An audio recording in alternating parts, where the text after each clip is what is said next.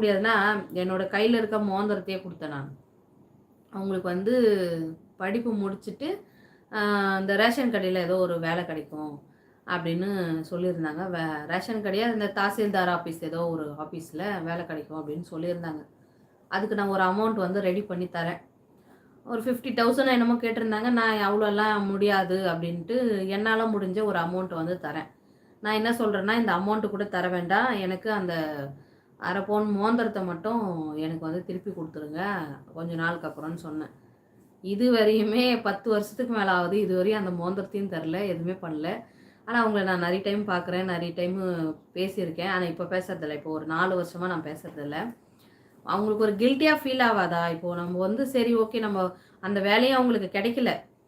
இப்போ அவங்க வேற வேலை செய்றாங்க. அவங்க நல்லா ஏர்ன் பண்றாங்க. என்னடா இது பணம் தான் அவங்க வேணான்ட்டாங்க. அவங்கள பொருளாவது நம்ம குடுத்துறணும் இல்லையான்னு நெனைக்கக்கூடாதா? ஏன் இப்படிலாம் இருக்காங்க? அப்படின்றது எனக்கு ரொம்பவே கஷ்டம். எல்லாத்தையுமே விட உடம்பு நோய், நொடி இல்லாம இருந்தாவே போதுமாக்கா. கண்டிப்பா போதும் தான். அதிலேயே நம்ம கொஞ்சம் குடுத்து வச்சவங்களா இல்ல. மனநோயாளியா ஆனதுனாலே எனக்கு வந்து நெறைய நோய்னா, நோயின்றது கொடிய நோய் தான் கிடையாது. ஒரு சின்ன சின்ன நெறைய ஒரு பிரச்சனை, மன அழுத்தம் அதிகரிக்கும்போதே ஆட்டோமேட்டிக்கா நமக்கு எல்லாமே வரும். மன அமைதியாவும் நெறைய ஸ்ட்ரெஸ்ஸு, மன அழுத்தம் அதிகமா இருந்துச்சுன்னா, அவங்களுக்கு தூக்கம் வராது. நான் இப்பலாம் சொல்றேன் இல்லையா, நான் தூக்கம் வர மாட்டேங்குதுன்னு. என்ன மாரிலாம் நிஜமா யாருனா இருந்தாங்கன்னா, ஒரே ஒரு 1 மாசத்துல செத்து போயிடுவாங்க. நான் இது மாரி 2 1/2 வருஷமா இருக்கேங்க. டெய்லியுமே தூங்குறது கிடையாது. அ நெறைய ட்ரீட்மெண்ட்லாம் பார்க்கணும். இன்னைக்கு எங்க வீட்டுக்காரர்லாம் பார்த்தோன்னா, அவர் ரொம்ப "நீ எப்படியாவது ஹாஸ்பிட்டலுக்கு போயிட்டு வா." நான் இது ஏன் சொல்றேன்னா, என்ன சுத்தி இருக்கிறவங்களே இப்ப பயப்பட ஆரம்பிச்சுட்டாங்க. இது எப்படி இத மாரிலாம் இருக்கவே முடியாது. நீ உனக்கு ஏதோ ஒண்ணு பண்ணுது. நீ போய் ஹாஸ்பிட்டலுக்கு போய் பாரு.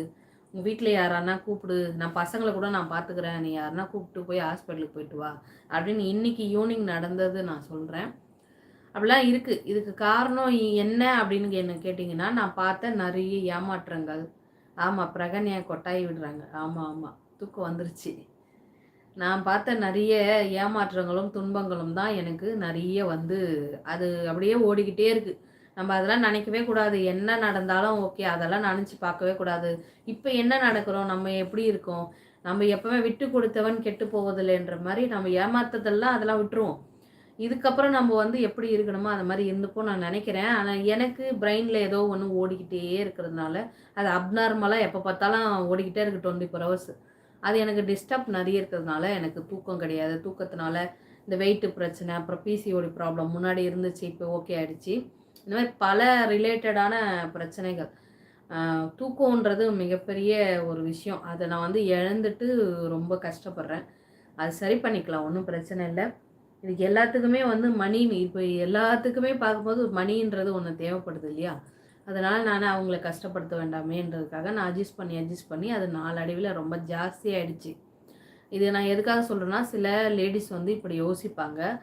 உங்க அக்காவா இருக்கலாம், அம்மாவா இருக்கலாம், தங்கச்சியா இருக்கலாம், உங்க மனைவியா கூட இருக்கலாம். நம்ம ஹஸ்பண்ட வந்து கஷ்டப்படுத்தக்கூடாது. நமக்கு இவ்வளோ கமிட்மெண்ட்ஸ் இருக்கே. அதனால வந்து நம்ம கொஞ்சம் சமாளிச்சுக்கிட்டே போயிருவோம்னு நெனைப்பாங்க. ஆனா அந்த மாரிலாம் விடாதீங்க. எந்த ஒரு விஷயமே வந்து பெரிய பிரச்சனை ஆனதுக்கு அப்புறமா நீங்க கண்டுபிடிச்சு பார்க்கறதுல ஒரு பிரயோஜனமும் இருக்காது. ஏன்னா அந்த ஸ்டேஜ அவங்க வந்து கிராஸ் பண்ணும்போது அது பெரிய செலவு, அப்புறம் அது நெறைய ப்ராசஸ், நெறைய ட்ரீட்மெண்ட்டு அது மாரிலாம் நெறைய இருக்கும். இது எனக்கு எல்லாமே தெரிஞ்சாலும் கூட வேற வழி இல்லன்றதுனால நான் போயிட்டுருக்கேன். நான் அது ஏன் உங்களுக்கு சொல்றேன்னா, நெறைய பேர் சொல்லாம இருப்பாங்க.